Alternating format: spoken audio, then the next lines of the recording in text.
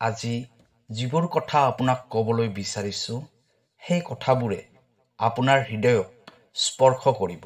এই শব্দবোৰ কেৱল শব্দ নহয়, এইটো ব্ৰহ্মাণ্ডৰ এনেকুৱা মেছেজ হয় যিটো কেৱল আপোনাৰ বাবে আহিছে। যদি আপুনি এই সময়ত এইটো শুনি আছে তেনেহ'লে বুজি লওক যে আপোনাৰ জীৱনত কিবা এটা বিশেষ হ'বলৈ গৈ আছে। আপোনাৰ সকলোবোৰ প্ৰাৰ্থনাৰ উত্তৰ এতিয়া পাবলৈ গৈ আছে। আপোনাৰ মনত যিবোৰ আশা আছে সেইবোৰ এতিয়া পূৰ্ণ হোৱাৰ সময় আহি পৰিছে। ব্ৰহ্মাণ্ডই আপোনাক এইটো সময়ৰ বাবে বাছনি কৰিছে। আপুনি কেতিয়াবা অনুভৱ কৰিছেনে যেতিয়া আমি সঁচা হৃদয়েৰে কিবা এটা পাবলৈ বিচাৰোঁ তেতিয়া গোটেই প্ৰকৃতিয়ে সেই বস্তুটোৰ সৈতে আমাক মিলিত হ'বলৈ সহায় কৰে। আপোনাৰ ক্ষেত্ৰতো এনেকুৱাই হৈ আছে। আপোনাৰ মনত যিবোৰ আশা আছে, যিবোৰ ইচ্ছাৰ কথা কেতিয়াও আপুনি কাকো কোৱা নাই, সেই ইচ্ছাবোৰ আপুনি কেৱল নিজৰ মনৰ ভিতৰতে সুমুৱাই ৰাখিছে। এতিয়া সেইবোৰ পূৰ্ণ হোৱাৰ দিশে আগবাঢ়ি গৈ আছে। এই মুহূৰ্তত ব্ৰহ্মাণ্ডই আপোনাৰ কথাবোৰ শুনি আছে। আপোনাৰ আশে-পাশে যিবোৰ ঘটনা ঘটি আছে সেইবোৰ সংযোগ নহয়। যিবোৰ মানুহ আপোনাৰ জীৱনলৈ আহিছে, যিবোৰ সুযোগ আপুনি লাভ কৰিছে, আনকি এতিয়া আপুনি যিবোৰ শব্দ শুনি আছে, এই সকলোবোৰ এটা ডাঙৰ পৰিকল্পনাৰ অংশ হয়। ইউনিভাৰ্ছে এই পৰিকল্পনাত আপোনাৰ এটা বিশেষ স্থান আছে। আৰু এতিয়া সেই সময় আহি পৰিছে। আপোনাৰ পৰিশ্ৰম, আপোনাৰ বিশ্বাস আৰু আপোনাৰ প্ৰাৰ্থনাৰ ফল এতিয়া আপুনি লাভ কৰিব। প্ৰিয় দৰ্শক, আছামিজ এষ্ট্ৰলজিলৈ আপোনাক স্বাগতম জনাইছোঁ। মই এষ্ট্ৰলজাৰ ধীৰাজ শৰ্মা। ভিডিঅ'টো শ্বেয়াৰ কৰি দিব আৰু কমেণ্টত লিখিব থেংক ইউ ইউনিভাৰ্ছ। প্ৰিয় দৰ্শক, যদি আপোনাৰ ব্যক্তিগতভাৱে কিবা সমস্যা হৈ আছে তেনেহ'লে ভিডিঅ'ৰ স্ক্ৰীণত দিয়া নম্বৰত আমাৰ সৈতে যোগাযোগ কৰিব। আমি আপোনাৰ সমস্যাসমূহ সমাধান কৰিবলৈ চেষ্টা কৰিম। এতিয়া ভিডিঅ'ৰ পৰৱৰ্তী অংশলৈ যাওঁ। কেতিয়াবা এনেকুৱা লাগে যেন পৰমাত্মাই আমাৰ একো কথাই নুশুনা হৈছে। আমাৰ সপোনবোৰ আধৰুৱা হৈয়ে ৰৈ যাব নেকি? কিন্তু সঁচা কথাটো হ'ল এইটোৱে যে যিবোৰ কাম দেৰিকৈ হয় সেইটো বহুত ভাল কাম হয়। আপোনাৰ বাবেও ইউনিভাৰ্ছে কিবা এটা ভাল পৰিকল্পনা কৰি থৈছে, যিটো আপুনি বিচাৰিছিল তাতকৈও বহুত ডাঙৰ। সেয়েহে যিটো বস্তু আপুনি পৰমাত্মাৰ পৰা বিচাৰি আছিল আৰু এতিয়ালৈ যদি সেইটো পোৱা নাই তেনেহ'লে ভয় নকৰিব। কাৰণ যিটো আপোনাৰ বাবে আহি আছে সেইটো ইমানেই ধুনীয়া হয় যে আপুনি চাগে সেইটোৰ বিষয়ে কেতিয়াও কল্পনাই কৰা নাছিল। এতিয়া কেৱল পৰমাত্মাৰ ওপৰত ভৰসা ৰখাৰ প্ৰয়োজন হ'ব।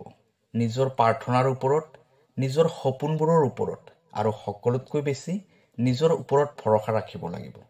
আপোনাৰ ভিতৰত সেই শক্তি আছে যিয়ে সম্পূৰ্ণ ইউনিভাৰ্ছক আকৰ্ষিত কৰিব পাৰে। আৰু এতিয়া সেই শক্তিবোৰ জাগ্ৰত হ'বলৈ ধৰিছে। সেয়েহে এই সময়ত আপুনি যিবোৰ সংকেত লাভ কৰিছে সেই সংকেতবোৰক পাতলকৈ নল'ব।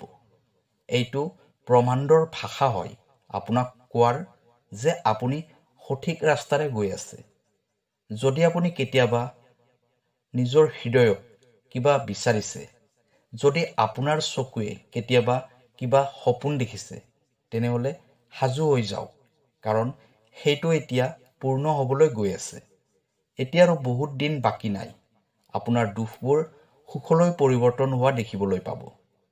যেতিয়া আপোনাৰ সংঘৰ্ষ, আপোনাৰ ধৈৰ্যৰ মিঠা ফল আপোনাৰ সন্মুখলৈ আহিব, তেতিয়া মাত্ৰ এটা কথা মনত ৰাখিব, আপোনাৰ কাহিনী বহুত গুৰুত্বপূৰ্ণ হয়, আপোনাৰ যাত্ৰা আচৰিত ধৰণৰ হয় আৰু আপোনাৰ লক্ষ্য বহুত ডাঙৰ হয়। আপুনি ইউনিভাৰ্ছৰ সকলোতকৈ প্ৰিয় হয় আৰু ইউনিভাৰ্ছে এতিয়া আপোনাৰ বাবে দৰ্জা খুলি দিছে। ইউনিভাৰ্ছক হৃদয়েৰে ধন্যবাদ দিয়ক, কাৰণ যিবোৰ আপুনি বিচাৰিছিল সেই সকলোবোৰ এতিয়া আপোনাৰ সন্মুখলৈ আহিব। আপুনি চাগে এই সময়ত অনুভৱ কৰিব পৰা নাই, কিন্তু ব্ৰহ্মাণ্ডই আপোনাক এটা বিশেষ গুৰুত্বপূৰ্ণ সংকেত দিছে। এই সংকেতটো হ'ল সেই পৰিৱৰ্তনৰ, যিটো পৰিৱৰ্তন অতি সোনকালে আপোনাৰ জীৱনলৈ আহিব। সেই সকলোবোৰ পাব যাৰ বাবে আপুনি বহুত বছৰৰ পৰা অপেক্ষা কৰি আছে। কিন্তু ইয়াৰ বাবে আপুনি সাজু হৈ থাকিব লাগিব। সাজু হৈ থাকিব নিজৰ ভিতৰৰ পৰা অহা সেই শব্দটো শুনাৰ বাবে, যিয়ে আপোনাক সদায় সঠিক ৰাস্তা দেখুৱাই দিয়ে। সাজু হ'ব লাগিব সেই সুযোগবোৰক চিনাক্ত কৰাৰ বাবে, যিবোৰ সুযোগ আপোনাৰ ওচৰে পাজৰে লুকাই আছে। আৰু সকলোতকৈ ডাঙৰ কথা হ'ল আপোনাৰ ভয়টোক এৰি দিয়ক আৰু সম্পূৰ্ণ সাহসেৰে নিজৰ সপোনৰ ফালে আগুৱাই যাওক। এটা কথা সদায় মনত ৰাখিব যে যেতিয়াই বহুত বেছি ভাল হ'বলৈ গৈ থাকে, তাৰ আগত কিন্তু বহুত বেছি বেয়া হয়। জীৱনটোৱে হতাশপূৰ্ণ হৈ পৰে। কেতিয়াবা এনেকুৱা লাগে যেন সমস্যাবোৰ বেছিয়ে হ'বলৈ ধৰিছে, ৰাস্তাবোৰ বন্ধ হৈ যাবলৈ ধৰিছে।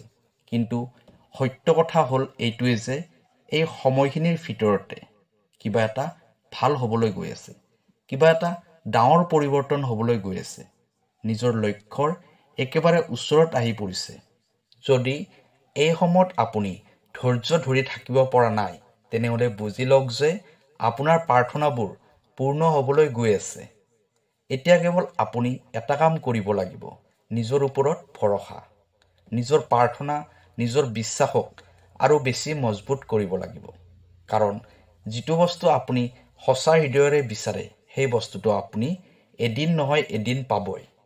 ব্ৰহ্মাণ্ড আপোনাৰ লগত আছে। আপোনাৰ সপোনবোৰ পূৰণ হোৱাটো কোনো মেজিক নহয়। সেই মৰম, সেই পৰিশ্ৰম, সেই বিশ্বাসৰ মূল্য, যিটো আপুনি নিজৰ জীৱনত কৰি আছে। সেয়েহে এতিয়ালৈ যদি আপুনি সেই বস্তুটো পোৱা নাই, যিটো বস্তু আপুনি বিচাৰি আছিল, তেনেহ'লে ভয় নকৰিব। যি আহি আছে সেইটোৱে আপোনাৰ সকলোবোৰ সপোন সাৰ্থক কৰি দিব। যিটো আজি আপুনি বহুত কঠিন যেন অনুভৱ কৰিছে, সেইটোৱে এদিন আপোনাৰ সাহস হ'ব। কেৱল বিশ্বাস ৰাখিব সদায় নিজৰ ভৰসাৰ ওপৰত, নিজৰ প্ৰাৰ্থনাৰ ওপৰত আৰু এই ব্ৰহ্মাণ্ডৰ ওপৰত। কাৰণ যি আপুনি বিচাৰিছে সেইটো আপুনি নিশ্চয় পাব, সঠিক সময়ত, সঠিকভাৱে। আৰু যেতিয়া সেই সময়টো আহিব, তেতিয়া আপুনি অনুভৱ কৰিব যে আপুনি অপেক্ষা কৰাটোৱে সঁচাকৈ সঠিক সিদ্ধান্ত আছিল। যদি আপুনি যিকোনো এটা ইচ্ছা শুদ্ধ মনেৰে অনুভৱ কৰিছে, তেনেহ'লে বুজি লওক যে সেই ইচ্ছাটো অতি সোনকালে পূৰ্ণ হ'ব। আপোনাৰ পৰিশ্ৰম, আপোনাৰ ধৈৰ্য আৰু আপোনাৰ মৰম, এই সকলোবোৰ মিলিত হৈ আপোনাক সেই লক্ষ্যৰ ফালে আগুৱাই লৈ যাব, য'ত আপুনি বহুত আগতেই গৈ পাব লাগিছিল। কেৱল এই যাত্ৰাত আপুনি নিজকে কেতিয়াও অকলশৰীয়া বুলি নাভাবিব। কাৰণ ব্ৰহ্মাণ্ড সদায় আপোনাৰ লগত আছে।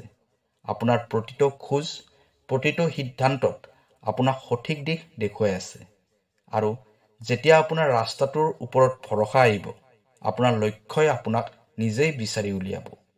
কেতিয়াবা আমি এনেকুৱা ৰাস্তাৰে গৈ থাকোঁ য'ত কোনো লক্ষ্যই নাথাকে। তেতিয়া ব্ৰহ্মাণ্ডই আমাক ৰাস্তা দেখুৱাই দিয়ে। কিন্তু কেতিয়াবা আমি ইমানেই সমস্যাত পৰি যাওঁ যে নিজৰ চিন্তা আৰু ভয়ক লৈ তেতিয়া আমি সেই সংকেতবোৰ দেখা নাপাওঁ। কিন্তু সঁচা কথা হ'ল এইটোৱে যে আপোনাৰ ওচৰে পাজৰে এনেকুৱা বহুত সংকেত ঘূৰি আছে। কেৱল প্ৰয়োজন হয় সেইবোৰ ভালদৰে দেখাৰ আৰু অনুভৱ কৰাৰ।